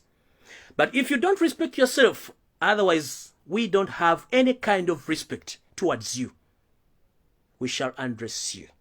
Madam Nachiwala Kiyinji, wabeerako obukulembeze mu Bwakabaka bwa Buganda ng'oli mu kitongole eky'ebyobulambuzi era gwe wali minisita by'obulambuzi. Mu mwaka gwa 2012 ng'okyali minisita wakutegeka omukolo gwe tuyita Tourism Expo mu Buganda era gwali mu Lubiri. Omukolo guno wagutegeka era gwagenda Malembe, naye ekizibu ekiriwo nti gwe mukyala gwe obubbi wayonka buyonke era kyagenda okukomekereza ng'omukolo guno gwavamu obukadde 180 obw'ensimbi za Uganda. Sente zino zonna nga bwazikwata zonna obukadde 180. Eggwanika lya Buganda lyalina okufunako obukadde 35 nkiddemu. Eggwanika lya Buganda oba bank account ya Buganda yalina kufunako obukadde 35 obwa Uganda mu cash nga teziriko kubuuza. Olw'ensonga nti expeno yalimu abazze okuwolesa ebitone n'ebintu byabwe okubigula basasulanga ssente. Yalimu abafumbi b'emmere buli kimu abali bazze okukola ebintu byonna baakuwanga ssente. So n'okava n'abagula ekivulu kino bakivula bakuba obukadde 180 mu butaane, obukadde 180 bazikuwa mu cash. Mwana muwala obubbi obukusiiwuusa n'okuba nti weefuula nti gwe nampulira zibi, wakwata siringi 5,000 zokka ze wateeka ku akaunti ya Buganda, obukadde 180 n'obubuzaawo n'obutwala. Obuganda bwebutobodde gye babonabona n'abantu abajja basinika ebinyo gy'obeera nti basinga okutegeera kumbe babbi. Nakiwala Kiyinji mu mwaka gwe gumu project ey'okuzimba Bujagali Falls yatuuka mu mwaka gwa 2012. Again still gwe kennyini olw'okuba nti wali Minister Tourism nga n'ekitundu kye baali bagenda okwongera kuzimba ku Bujagali oyoko kwaliko ebitundu biri nga kuliko ekitundu ekimu ekya Busoga Wepo n'ekitundu ekimu ekya Buganda. Buli kitundu eky'essayidi kyafuna ensimbi enkalu. Busoga yafuna emitwalo 10 egya dola eza dola. N'ekitundu ekya Buganda kyafuna emitwalo 10 egya dola mu kitongole kya tourism nga compensation olw'okuba nti baali bagenda okukola community development ng'ebitongole ebisinga obwo gye bagenda okukulaakulanya ekitundu birina ssente zibiwa ekitundu ekyo kiriraanye mu kitundu ekyo nga compensation oba community development fee olw'okuba nti bagenda kukozesa oba okutataaganya ku bantu abaliraanye ekitundu ekyo. So ekitundu ekya Buganda olw'okuba nti kyali tourist site mukyala Nakiwala Kiyinji during that time gwali minister wa tourism. Abantu bakolaga nabo wababba kyekisooka. Ekyokubiri gwe kennyini company eno eyali egenda okuzimba ya Bujagali n'ekubuuza oba n'ebuuza bapatana mu progressive mwali nabo ne bakubuuza wawe bagenda okuteeka ssente zino. Nakiwala Kiyinji wagenda n'oggulawo account mu Centenary Bank mu mannya nga golosa nti account eno ya Buganda kumbe eri mu mannya go ag'ekintu ne bakuterako emitwalo 10 egya dola mu cash. sente zino twagala kubuuza aba Buganda mu ministry nga ne Ssaabasajja Kabaka mwali n'ebitongole bye sente zino obukadde sente zino emitwalo 10 ejja dola mu tourism ministry Nakiwala Kingi yazireeta tezaatuka kubanga yazirya n'abantu bonna project yali eno okukolebwa ku sidulu by'ebijagaali awo ku side ya Buganda sente Nakiwala Kingi teyazirya sente zino wabazita ku account ya Centenary kuwazitwala n'ozirya Nakiwala Kingi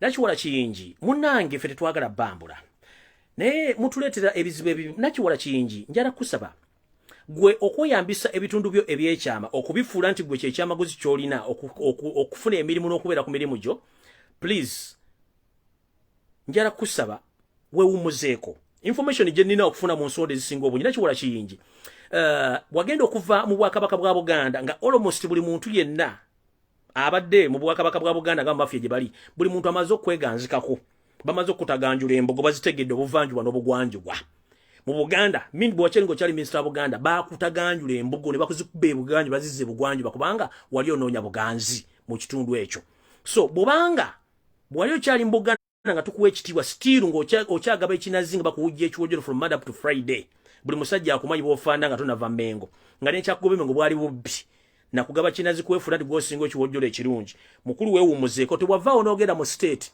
ekya state kyonna kikugamba nti buli state buli okuva waggulu mpaka kwasembayo Katonda n'okirina akweganzikeko naawe mu kugaba ekinazi tolina yakkwatira bendera era tewali muntu yenna mu gavumenti yayo Senator Tabasirwa Mutanda wa Kalekezi atakumanyi bw'ofaanana mukyala gwe nakugamba oli bwava musajja bwamala okutegeera nti obufumbo bwakulema toyenza osula mpigi oba weeta mpisi kundi omusajja Kingi n'akugoba mu makaage wasalawo okudda ku buvubuka buto kati bw'oteekamu ensimbi ng'akamu ke nnakulaze luli nti buno obuvubuka butandise okweganzikako okuba nti ofuna fame oba ku bufumbo bwakulema mukulu ndowooza nandikozeko silabasi namba naye ndowooza bw'oteewumuzeeko nyinza okusaba ebiddako kusinga ku information enkwambula bulungi nnyo nyinza okufuna information esinga kuwa nenkwambula bulungi nnyo kuba tutukoya abantu batumanyiira the moment you attack Robert Kyagulanyi Ssentamu we shall attack you too period wumuze ekiwojjolo kyo kubanga sirowooza nti gwe asinga otutegeera mbakazi abali mu Uganda the moment you don't respect yourself we can't respect you anymore but si etendese gye twagala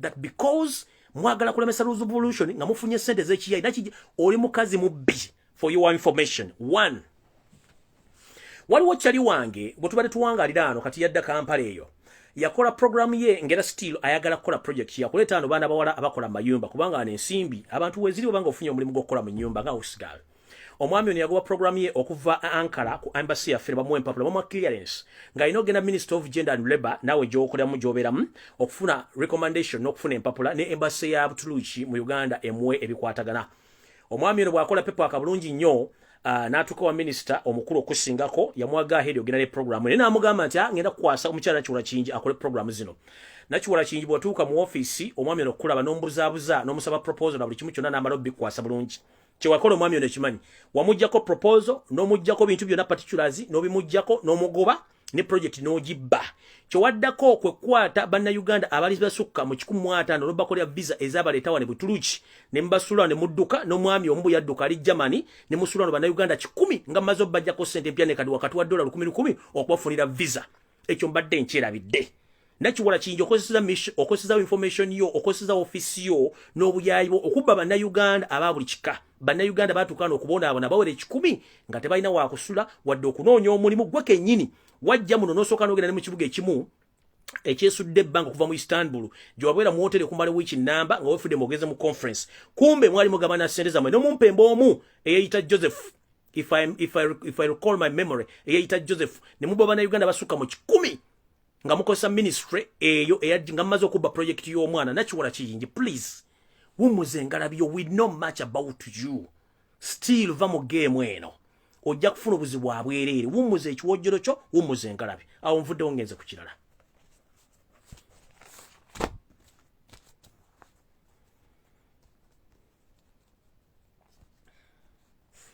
kati kano njagala bawulira akatunumba kano Mukulu Sepirian Kizito Lwanga Archbishop wa Kampala nkulamusiza taata kansubira oli bulungi je baleko gyotusaako engalo ne bannaddiini banno nze nno nga bwe mbaga nti siri muntu wakuvula abantu kujja ng'olina kyoyagala okukola Mukulu Sepirian Kizito Lwanga nafunye silabasi namba ekwatako nafunye silabasi namba ekwatako naye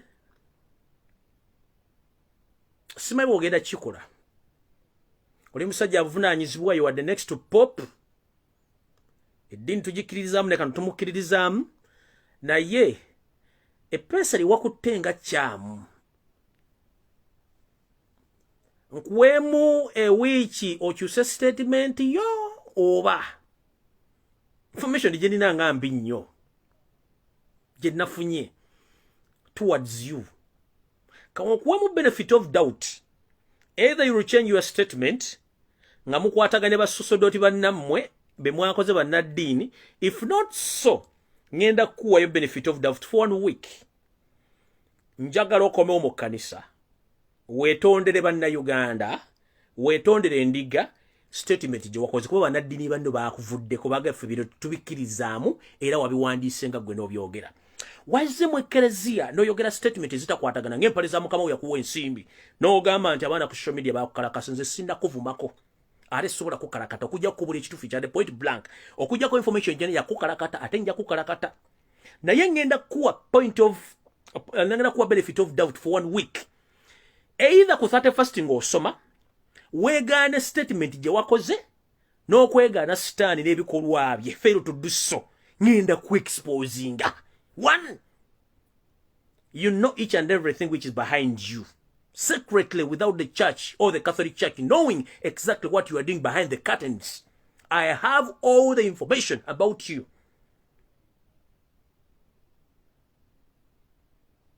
Nchimanyi o chimanyi byenjogerako obimanyi information ogimanyi. You have a lot of things you are dokola out of church knowledge or out of Catholic Church knowledge ng'okimanyi tebabimanyi. Before you start, today is Saturday. Either you statement ngaba nagent fa abakatuliki twenenya. Nogamba gunsingi ddala. Either njagala ovayo wenenyeze public n'endiga z'abanna ne bannayuganda bemuyite endiga obanzi gye nkwambule public emanye kikyoli. Nagamba totinkulanga mayinja ng'osula mu nnyumba za ndabirwamu. Sepirian kizito lwange ekyo kimanyi wadde tokimanyi fere tuvuma muntu wadde omukulu okujja kasito kwata we tugenda okugira change wetukwatiramu nagamba Museveni musitani bwakukwata mungalo n'omusinkana okyuko botagwa ddala ofuuka mulalu the same category nawe gy'olimu kyetubadde tukuwa ekitiibwa kyavuddewo abaana bagenda kukalakata naye nze ne information gye bambe eyinza nabutakulekera ku bwa bishop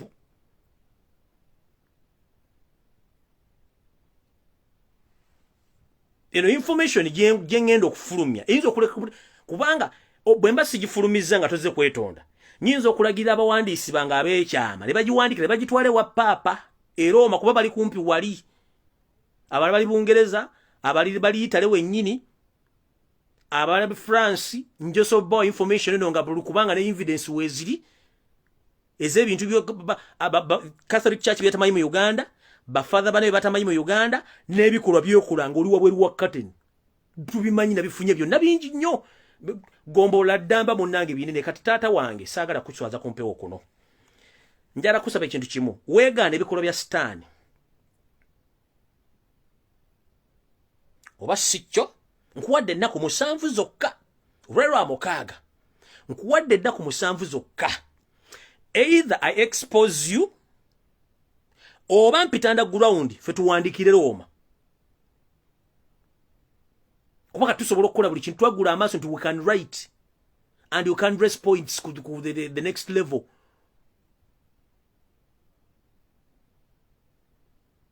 ekyo nakyo tukisobola mweno struggle tusobola okuwandiikira papa abantu bo wali bali Bungereza we bali Italy we bali bangi France we bali wonna bakatuliki betwesiga basobola okuwandika kadi gwo wandika sanctions ezerize ku basirikale ba Museveni gwo waziwandika sanctions banayigande baziwandika bamanyi address baziteeka bamanyi oli kiba kikola address bazimanyi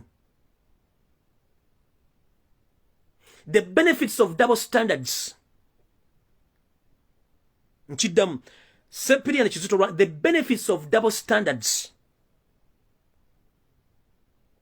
are very painful. Kati wabanga oli ku double standard system ey'okuyingira mu mazina g'enkima the moment you participate in monkey dance be ready for consequences unless nga goli Jesus boba toli Jesus toyingira mazina g'enkima. You have a lot buli kimu okimanyi. Today kankuleke nkuwadde 7 days either wetondera endiga mu kanisa mu kereziya ya Uganda oba wetondera banna Uganda ku biwayogedde kubanga basumba bandu bakuganye. Kino Museveni akozesa n'akusula ngenze maaso. Museveni yabadde apulaninze bw'ati. Yabadde apulaninze ayite mu Joint Christian Council by statement yen. Bwamala ayite mu Joint Religious Council by the same statement. Olala ekyade kiddako yadde agenda kozesa the Elderly Forum say the same statement Electoral Commission ekimaliriza nkiddamu. The trick was Museveni was planning to use you and your fellow religious leaders, mostly the Christians, to pass such information. Thereafter, he uses again the Joint Religious Council to pass the same information. Thirdly, he was going to use the Elders Forum to pass the same information, Electoral Commission to come and accomplish the mission. But unfortunately, we exposed the mission. That's why some people in the Religious Council came out directly and said, no, we don't know about that statement and we are less concerned. Nibakuleka mu filimu yo. Kati bano aba Joint Religious Council bo bategedde nti omuliro gugenda kujja. Bo basirise. Kati bali ba Elderly Forum eyabakadde Museveni jukira abali mu Elderly Forum bonna bali ba minister, bali ba Chief Justice, bali ba RDC, abala bali mu government ya Australia abasiro ne bakaddiwa ne baddeeri. Bonna yali apanze ekintu kye nga bajja kujja boogere bannange simanyi sirole simanyi speed control we are all Ugandans simanyi biki. Kati bano bonna yali apanze sectors 3. Yali apanze y'abasumba b'eddiini eya bulijjo y'abakristaayo n'abakatoliki bagatte boogere statement. Apange eyabegattira mu kibiina ky'abannamadiini bonna bajje bakole statement yemu eri eyabakadde gyekimalirize.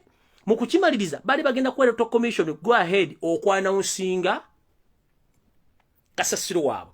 Kati bwe twakubye kino abasigadde bonna bagenda bana abaana bakuba nekifiira. Kati mukulu nze nkuwadde benefit of doubt today nkubuulidde twetaaga apology before nga nvuddeyo. Amanya gange nze Lumbuye Fred Kajubi Chemical Ali sirina kyentya mu kukyusa eggwanga sirina kyentya.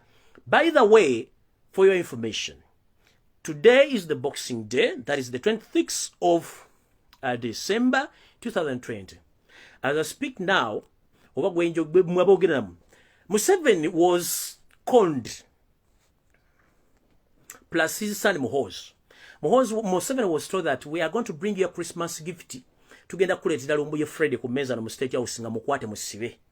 Era sente nyingi ze baspendinga sente. Mukulu Muhoozi Kanyirugaba mutabani wa Sali Musale. Mu meeting wagamba kitawo togenda mu Christmas gift ey'okumuleetera Lumbuye ku mmeeza ye. Gwe Byabakama tu n'ompita embuzi. Byabakebyo yompita ndooza gundi. Ompita nkoko. Nakugamba mu struggle eno fere tuna kye tutya kulwa change. Nenkugamba mwe ba spy bamwe bangu ku identifying nnyo. 1 balina amaalo. 2 they are not trained. 3 kye bayita spying tebakitegeera. System y'abaana Uganda okuspyinga bafu nnyo mu kuspyinga. 1 balina same figure. Bonna balinga kalitunsi. Futu kusobola bate from a community we can easily identify spy into no spy. Community yaffe tugimanyi who the hell they are. Abantu abazenga bonna ba spy balina amaalo. 1 bajja mu Europe n'atunulire kwasito mulanga alolozera bumanyi esi wa 1 talina kyamanyi. Ekyokubiri kasitata niko kubuuza ebibuuzo bitakwatanga tumanyi no to spy. Ekyokubiri figures aba tuzimanyi. Ne bosindika basse Kiganda oba na Kiganda no tubamanyi who they are. Tubamanyi. So mugende mudde musomese ba spy mu ngeri gye bakola ki gye ba spyingamu. Ekyokubiri kyemwerabidde okumanya mwakkiriza okuteekawo G5 network. Kati mwamanya what is G5. Ekyokusatu mwetemanyi nti we can get information at our own disposal ku ssaawa ena wetujagalira kubanga mukimanyi state infu nga ne genetic ennyini agaba information. Ekyo temukimanyi kubanga leeta kwaga nagamba go farm 15 minutes weziti Museveni ajja kulaba naye asinga okuseka. Genetic yagenda osinga oseka. Gwe tokimanyi nti ne Muhoozi kennyini agaba information gwe tokimanyi. Nawe kennyini olumu ogaba information Museveni n'ogyegabira mu meeting z'obeeramu. If you are not among people supplying information, meeting mutuza zachi. Wandi bado cheko ya physical nga totumye muntu. So if you are looking for Lumbuye Fred Chemical R, you come yourself pick me. Nakugamba nja kufuko mujulizi on behalf of the 45 million Ugandans. I will sacrifice myself. Mbawonye chibambulira. Don't send anybody to look for me. Just come yourself and pick me. Museveni, don't waste your time looking for Lumbuye. If you don't supply the information, then come yourself and pick me. Nkulageke chagane mbo kuseka. Obo kumera amayembe bweseke bogola. Don't waste your time. Mwewe kenyini Janet agaba information. Museveni kenyini agaba information. Muhoza agaba information. When you send spies with the information, that means the information is going to reach at me. So, make sure, if you want to go to do anything to someone, don't send anyone. The information will link. Muluganda tugamba tuti. Omu abibira. Ababiri babibira. Abasatu basatulula. Chidam. Omu.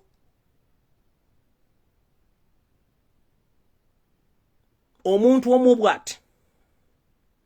Tasobola kusasanya kyama. Ababiri babibira. Abasatu basatulula.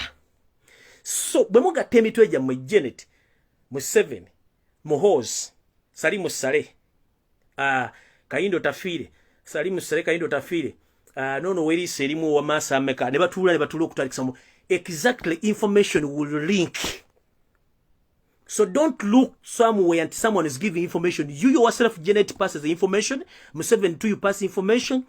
And Muhoozi Kanyarugaba you to you pass information. The moment information eva mu Janet nawe abasatu ebe satulukuse. This is to teach you. Eno nabagamba fetulina more experience mu bintu bino mwe mutamanje mbalite mumanyi. The moment information linking okuva muntu omu ebe egenda kusaturatinga. Temuddamu kubuulira muntu yenna musimayi biki musimayi information efulumedde mbabulidde mbafa baganda kitogera.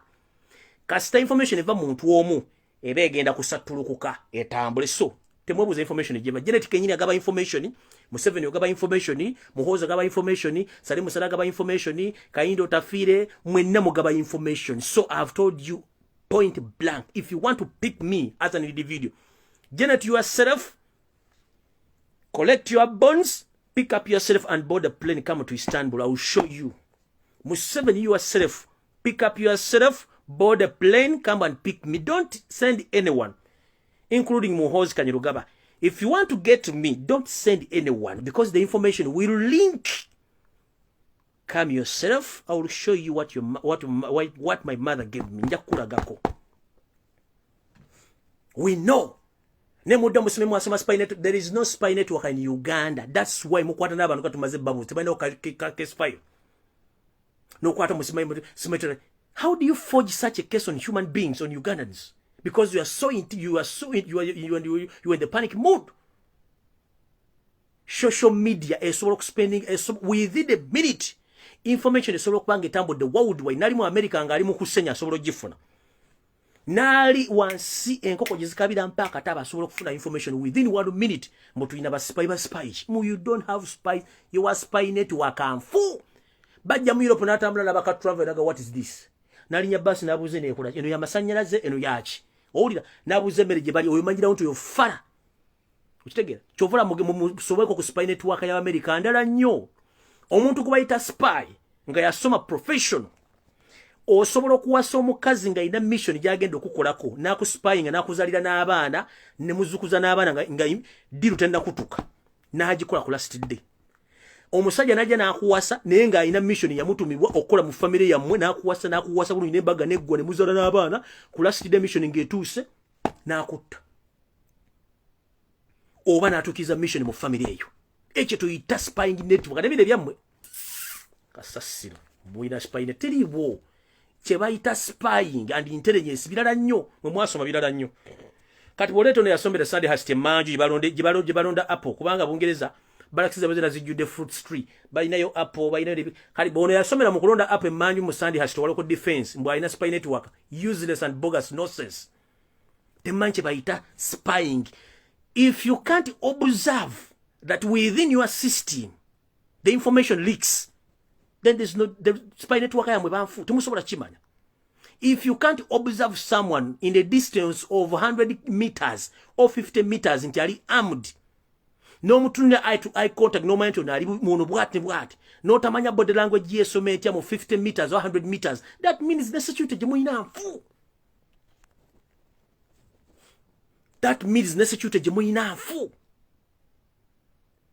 No sango muntu ku airport no manya to no spy engeri gyakyusa mu amaso ne yemola ogamero to no mbega. Nola omuntu atambula mwe muina amakudde muina pistol already muina amakudde mulinga bayina pistol mu kiwato n'ateeka mu pistol ne kunalanga ng'omu monde ono mayento yo musirikale. People find first and foremost figures amwe teziri meant kubeera mu magye. That's why I keep on telling singa tebali baganda temwandi baddewo information jenga gathering endaga even ne mukulwana mu Luwero triangle it was baganda basoga who fought for that war. Kubanga mwete muina network baba buyitiwa tugwe commander but abantu abana basigala Luwero mwa batabona on the final day temusobola. Nomula ole mwanva alinga omuntu bayenna atambula akota ku myaka 3 yenna ali awo aline binyamanya tunna the army commander simon chiwani CDF oyinza omuntu oba mukazi wa musajja yenna ina amakudde kati ateka pistol mu kiwano ogoba katuba kine kitambula.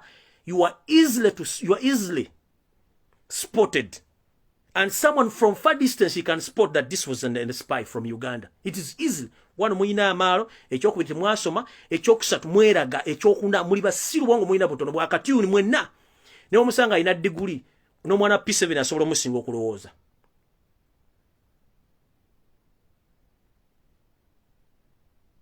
Bwembate musobola kusoma constitution egambe itanti the moment kastaba ikirizo omuntu nominating campaign zitambula tezisobola kuyimirira obumenye constitution kati mulese ne mbata yaneti Kyamaluto commission mbusimanyi atadde campaign azimiriza mu district basomye ngorede mukimanyi district ezimu ze mutadde ku mustadde ko just kwekwasa nti kujuza namba nga mukimanyi bale mutagetinga Ntebe, Kampala, Wakiso, Mukono, Masaka ze target ze mbale mu suppose kubanga Museveni ba mu expose nze n'empigi ngana zino district mukimanyi mwatta ya abana basuka 285 mu batano nga mukimwe ba mwabata Museveni tangenda funa yo kalulu mune muteekawo ekintu ekyo mutaddewo kafyu mutaddewo sanctions mu COVID-19 nga temukimenti fetwa tegededda na kino ne mutasoma constitution nti if I call off campaigns in such areas it means there is a pandemic. If there is a pandemic, the constitution states that we call for a state of emergency. The moment you call for state of emergency, Rebecca alitwala Kadaga yalina okubeera president. Museveni abavudde mu mweso.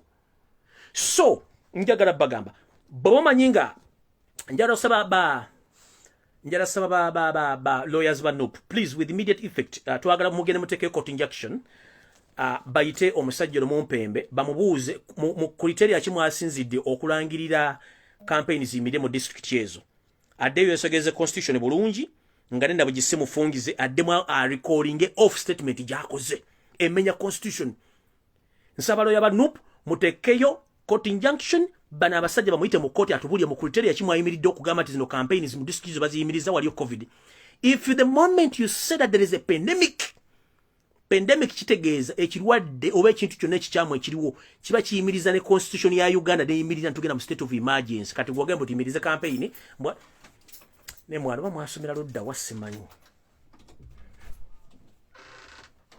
simaje mwasomera these people abazadde baspendinga sente zabo kusomesa abaana. People clever on ground mwalete ebyenje byammwe bine bibadde munte byamanyira kuta. In fact, if it is very easy to spot these people batambula n'emiggo gyente mu motoka, you get to know to yo. Bwaba atambula n'omuggo n'omanya nti yoyo. Ne bwaba yimidde ngera akutte mundu abeera n'omuggo nga gwesimbyeko bw'atira ng'alunde nti you get to know that abantu be bano. So ne munaleta bannakiganda nga bayina mbalo we shall expose you to jabamanya temulina network. Just a matter of time. If you trust yourself that you have security and you have intelligence, chechi kuleseza omutwalo gw'abangola omutwalo gumugende kuyingira ku mande ku sawa ngenda kuzomoza 28 bobo ina intelligence na amaji wacho guys.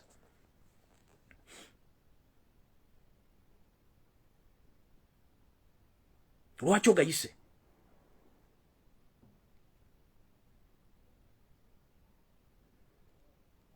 You are there promoting hate in amongst Ugandans. The moment okumanya mwete mwaso babagayi bakambabulire.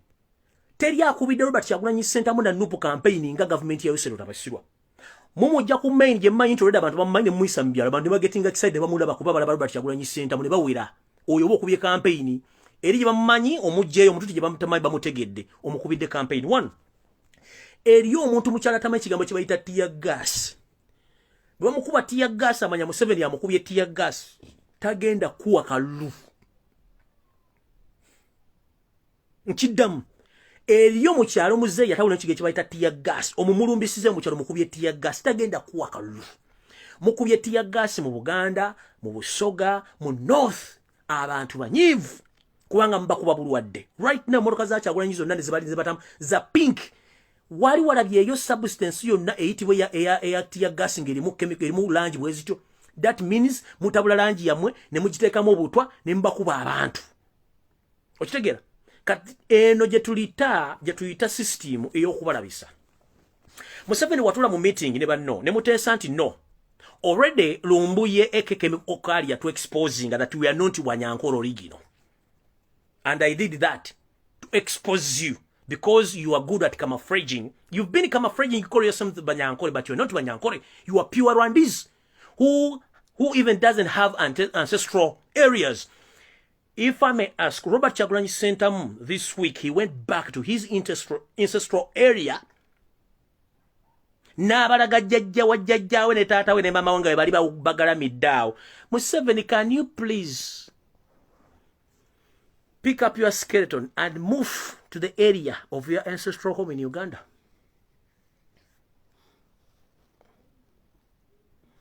Can you pick your skeleton and plus you up fresh and you show Ugandans where their ancestral home where is? Because it's not there. You are not a Ugandan. Same to Janet Kembabas, please, can you show your ancestral burial graveyard? It's nowhere to be seen. The likes of Salim Saleh. The likes of El Tumwine.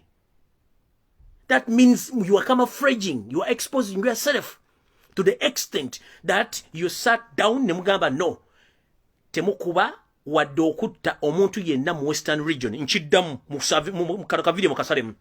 Museveni yatula mu meeting ne bayaye banne. Ne bagamba already Lumbuye yatu exposing tetuli Banyankole tuli Banyarwanda. Era tubadde tubeekweka mu kasale.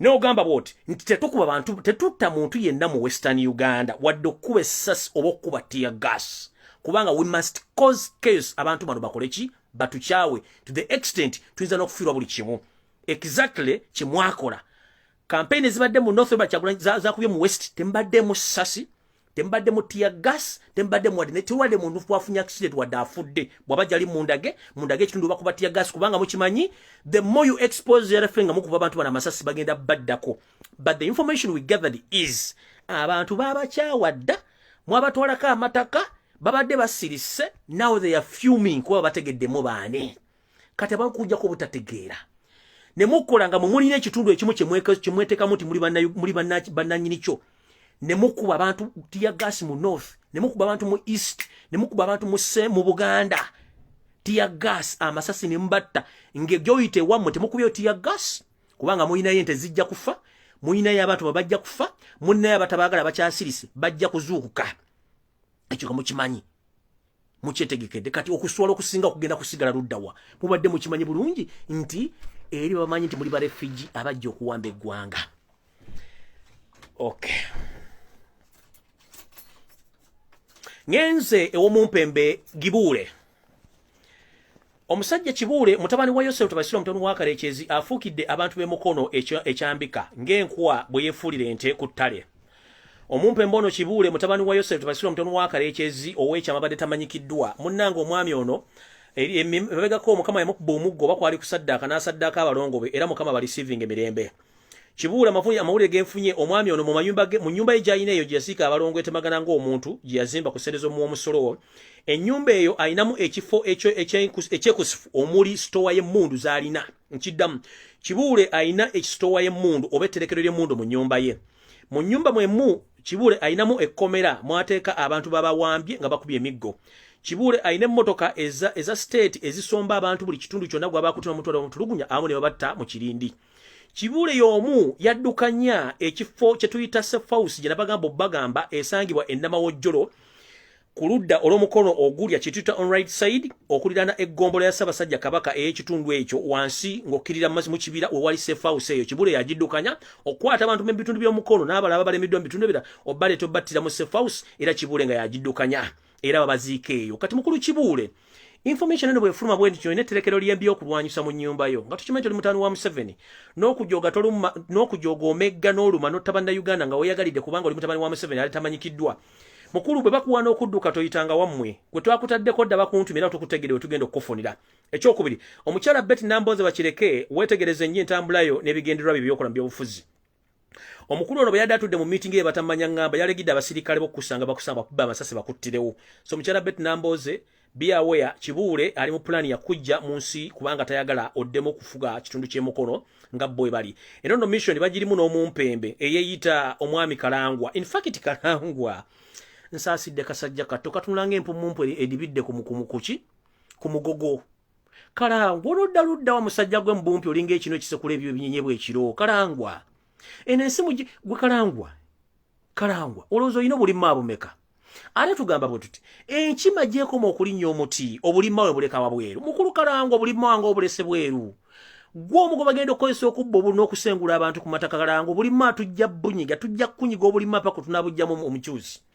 Mukulu Kalangwa weetegereze gy'olaga ne gy'ova mu bantu abagenda okukwatibwa with immediate effect. Kalangwa gwasooka ku layini ojja tubuli ovubo n'obuddo ebijja by'abajjajjaabo akedi z'olina mu Kampala amataka g'otutteeka ekayunga ojja tubula gye wagajja n'omulimu gw'okola mu Uganda kubanga wajja oli mukulu nga Bbumbuzi. Atamanyi Bbumbuzi kye kiwuka ekibeera ku kitambule mu bbanga wepo ne ku mbalama z'ennyanja.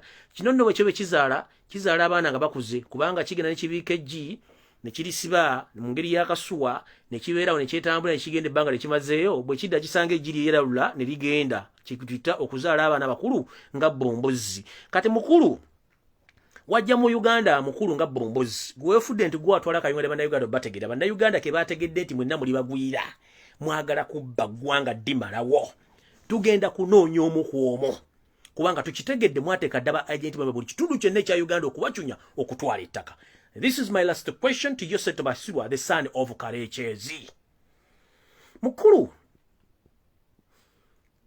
as we speak right now, you are not fighting to stay in power, but you are fighting to protect your properties plus your colleagues. Send this message to Yosef Basirwa, the son of Red Karechezi, whom himself he murdered, due to prevention of knowing his own originality, because Museveni thought that his father will expose him because the man who was a pure Rwandi who came from Rwanda looking for his son,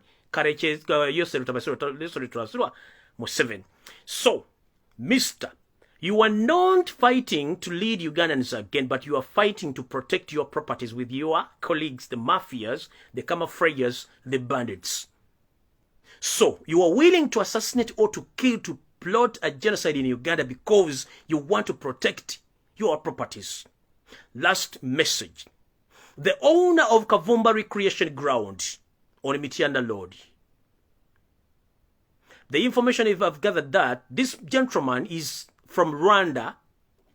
Right now, he had witnessed that the regime is in panic and soon the regime is going. So I've had the information that this gentleman is selling Kavumba Recreation Ground and is willing to free the country to go back to Rwanda. And he is not alone. There are so many Rwandese origin people who have been staying in Uganda.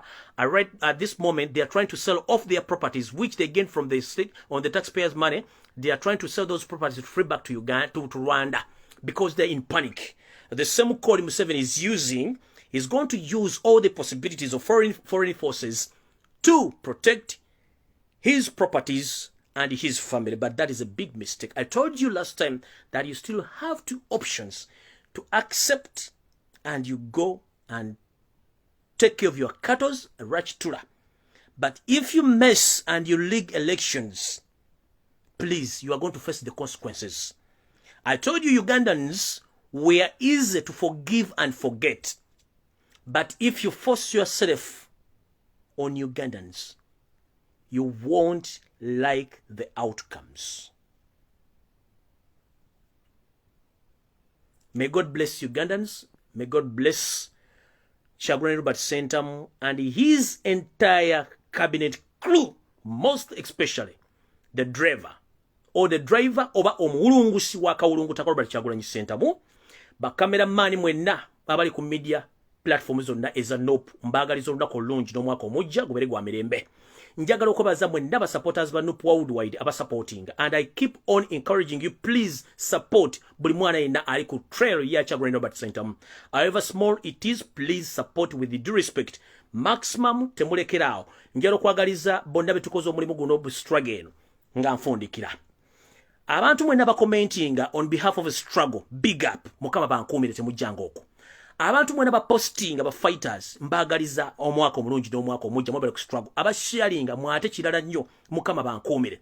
Ba bloggers mwenna oba postinga oba oyogera oba okola kingoli blogger oli ngo postinga banno ba night shift dancers aba commenting aba talking aba kola chi mbagala ne ba sharing mwenna mbagala nnyo, mukama batukumira takumira mpeera.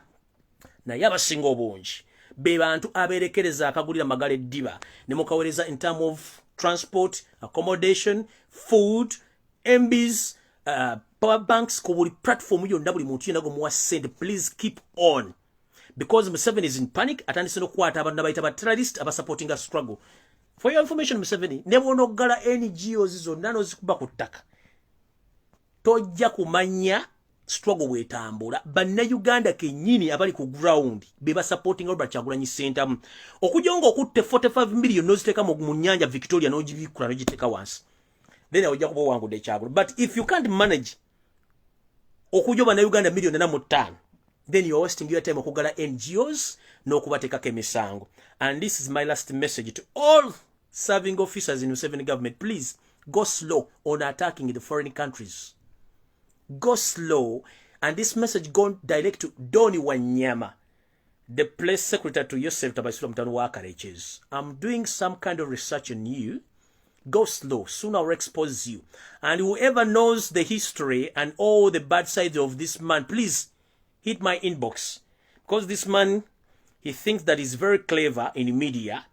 But soon or later, we're going to expose you. So whoever knows Doni Wanyama, the press secretary of Museveni, please hit my inbox for more information. I will expose him.